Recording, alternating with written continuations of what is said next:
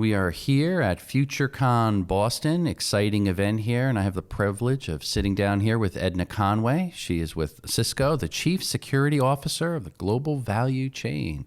Great to be here with you, Edna. Thank you. It's our privilege to be here. Excellent.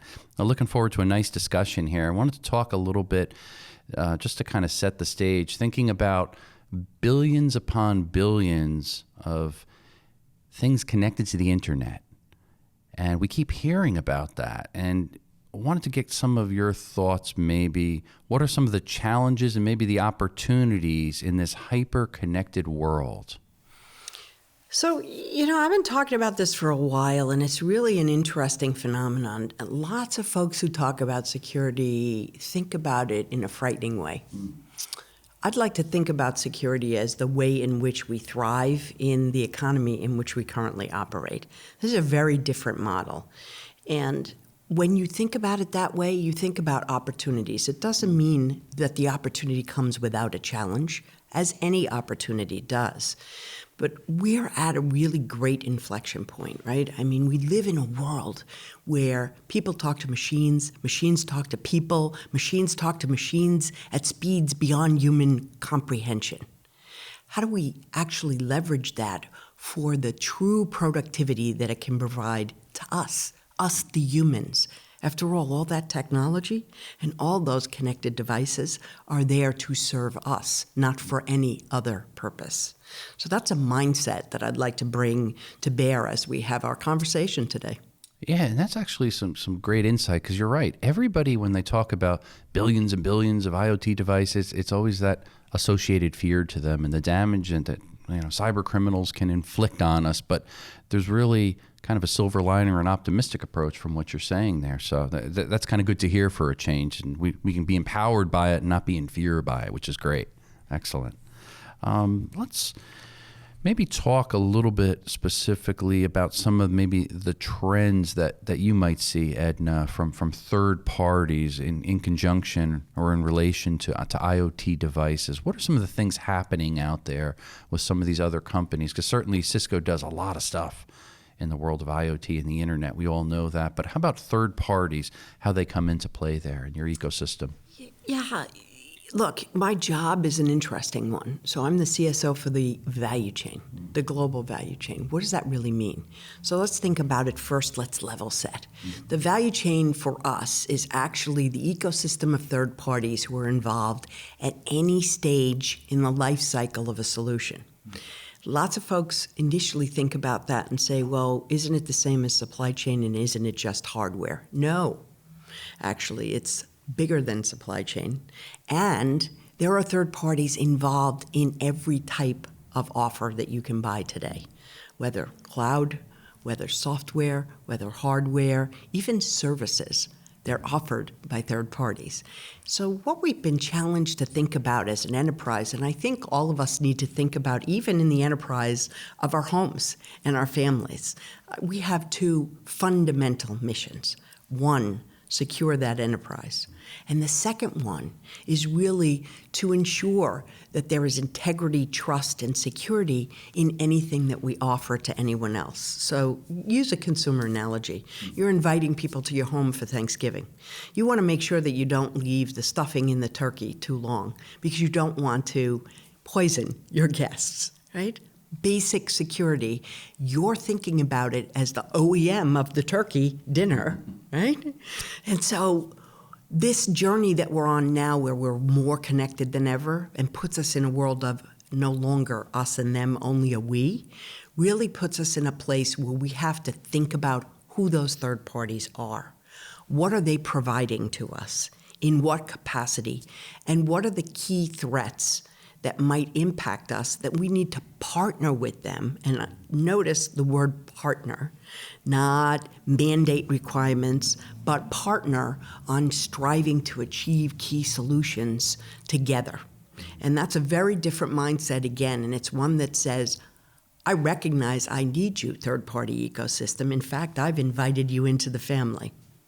However, we will not succeed in achieving our goal of delivering trustworthy solutions with integrity to our customers if we are not working on it together. You, me, and all X number of thousands of third parties in our ecosystem at Cisco.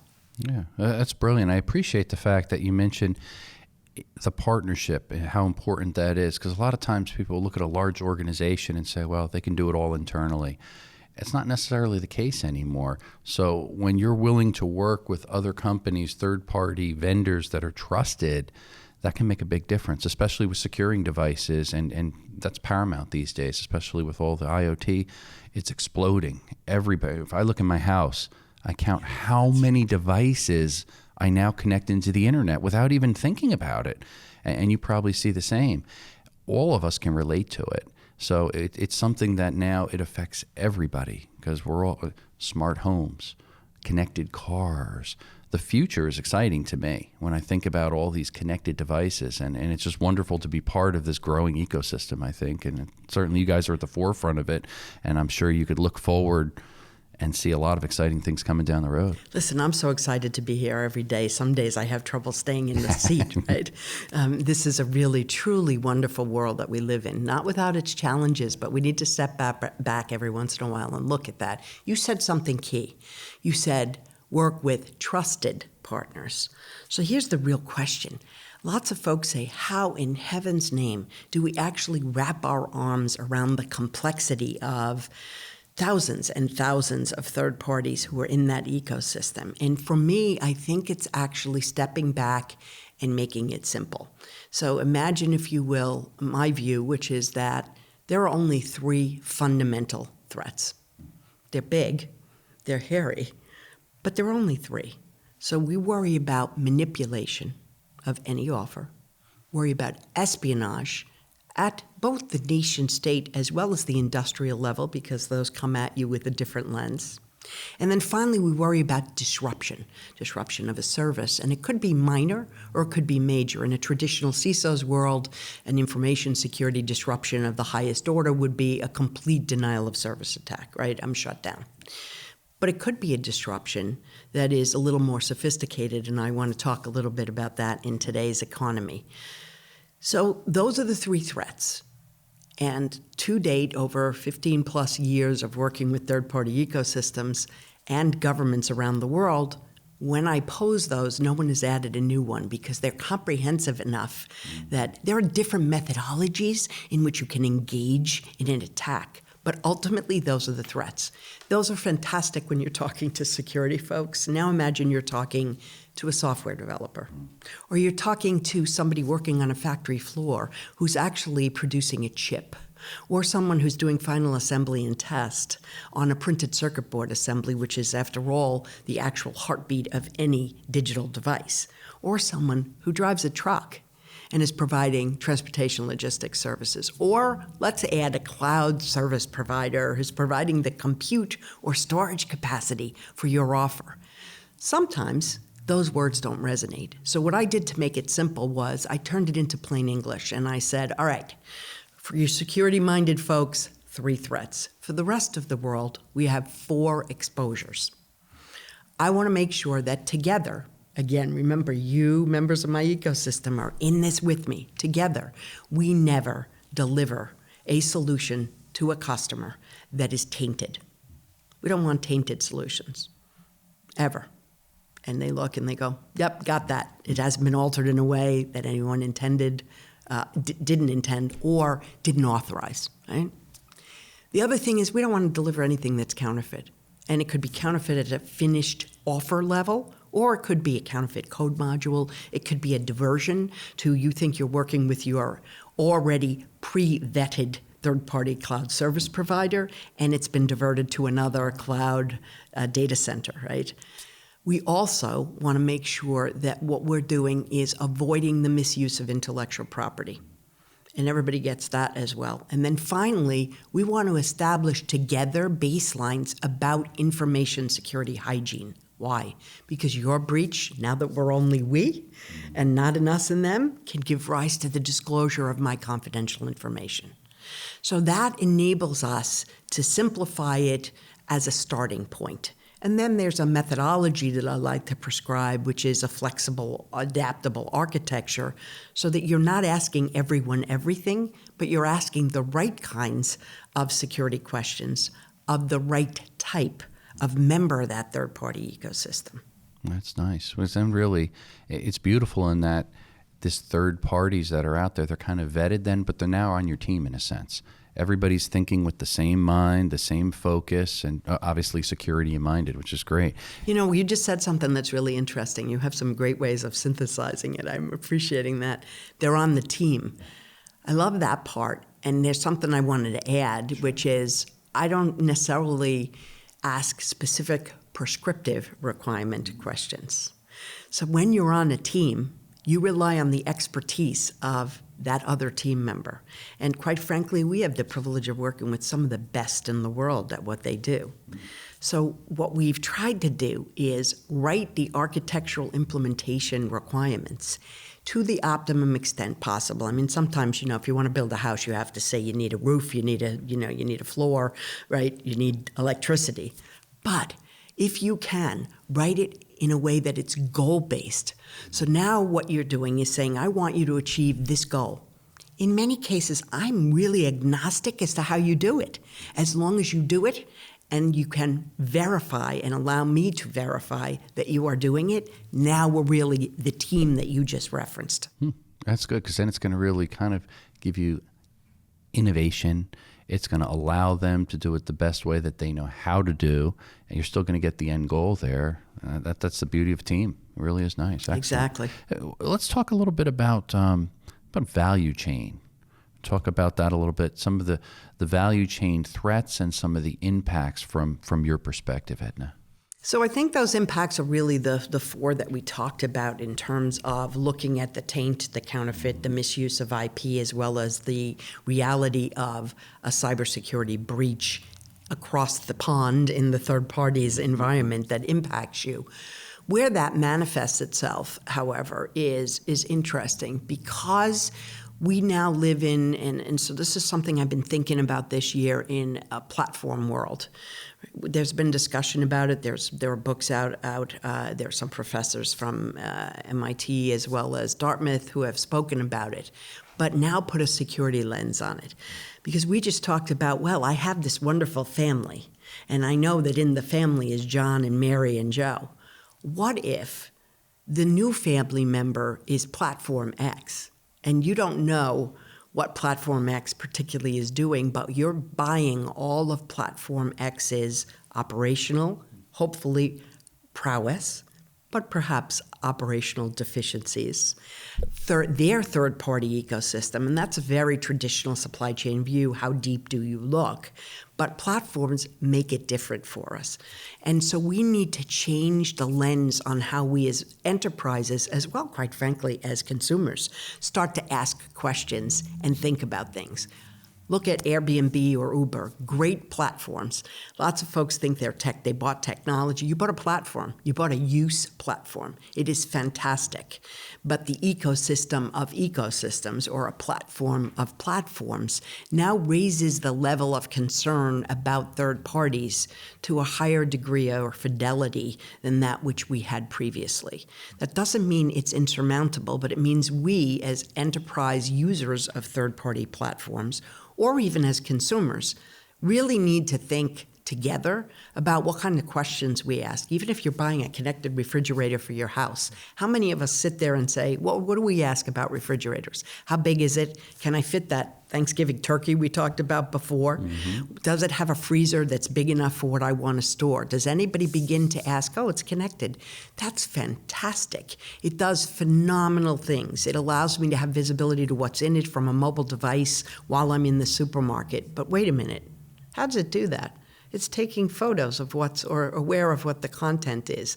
Where are those photos stored? On what platform? Who's managing that platform? Is that platform provider the OEM, or is the OEM outsourced that to another platform provider? What's their security methodology? What's my risk of their breach?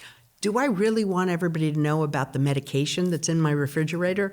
Is that something that could now be utilized to hold me hostage? So that's a different way of thinking about platforms and actually bringing it down to the level of what am I using? How am I using it? Who am I working with? Yeah, and I like the point you make there. You really have to ask questions. If you're a business owner, if you're a consumer, and you're plugging into the internet, these different smart devices, we have to stop for a moment and we have to analyze and say, what am I trying to attain? What are the benefits of it? Because always got to do a cost benefit and security risks and look at the bigger picture and understand that. And I think working with third parties, it can be a little more challenging to understand, have they done their homework and have they done it right?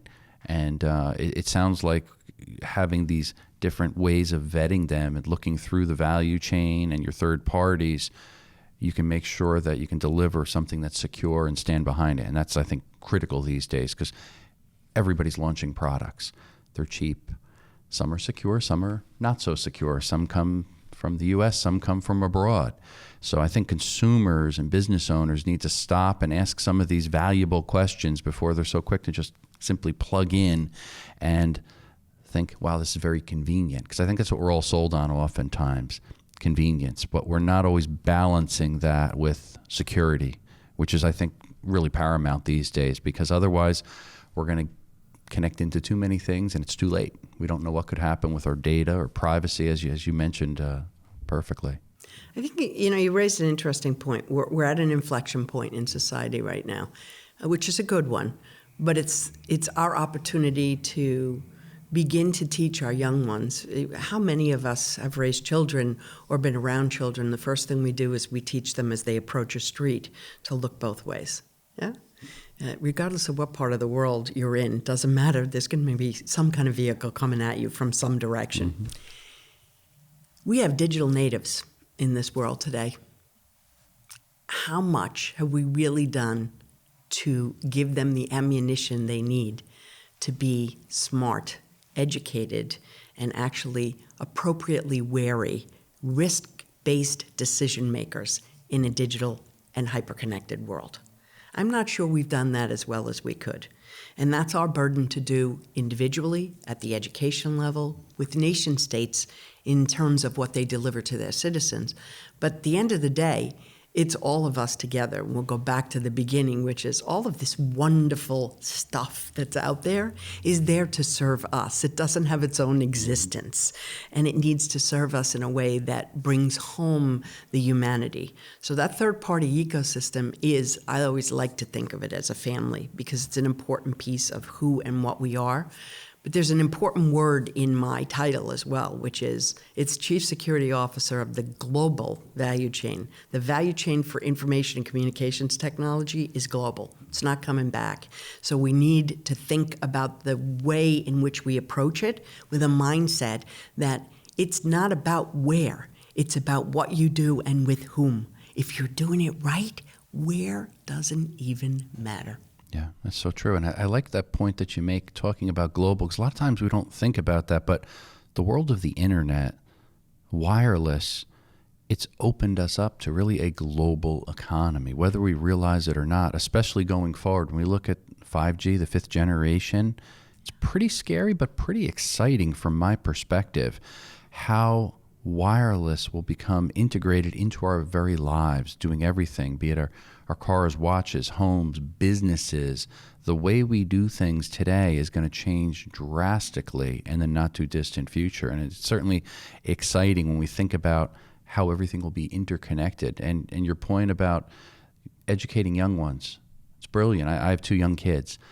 They're great with technology. You can hand them a phone, you can hand them a game system. They can figure it out quickly. However, to your point, do they understand the inherent risks if they go too far and they trust too many people? And that's good. We need to train this next generation to proceed cautiously, and they really have to grab technology and use it because they will thrive with it. But at the same time, they have to use some caution, I think, because there are privacy concerns. There are some things out there that they just don't know how to weigh into yet. I think you hit the nail on the head, so I would leave you with this. I think we have an opportunity, and we're at this point where we have to use the right security in the right place at the right time. It's not all security everywhere. That doesn't work, and quite frankly, inherently reduces the productivity gains and the excitement of what we're deploying. However, we need to teach, and we need to embrace something that is innate to humans already. risk-based decision making. We do it in so many other contexts of our lives, right? Whether we decide to cross the street in the middle of the street against the light, or whether we look at that in my household. We don't have a connected refrigerator, but we do have that cheese that looks a little bit funny, and you always look at it and you go, well, I'm going to cut that ugly color off, and I'm going to try it anyway. It's a risk-based decision. I know what the potential outcomes are. I'm willing to risk them. That's the world we live in, and that's the kind of approach that's so inherent to our very humanity that we can bring to bear in this hyper-connected, digitally device-rich world. Yeah. Excellent. Well, Edna, this has been a great conversation, but our viewers want to learn more about some of the things you're doing, Cisco's involved in. How can they find out more? Yeah, there's a great place to go. I actually have the privilege of having some space on something that Cisco hosts, which is trust.cisco.com, and you can find out about our entire approach about trustworthy systems and integrity. But there's a short URL, www.cisco.com /go/value chain security. Look, I'm not in marketing, so I just put value chain security in there. But there's information, infographics, some videos. This may actually reside there, and points for you to think about in terms of what governments and others are doing and saying. And it's intended to be a resource for all of us. Okay. So please take a look. Excellent. That is a great resource. Thank you again, and a wonderful conversation with Edna. Appreciate that. Thank you. Thanks.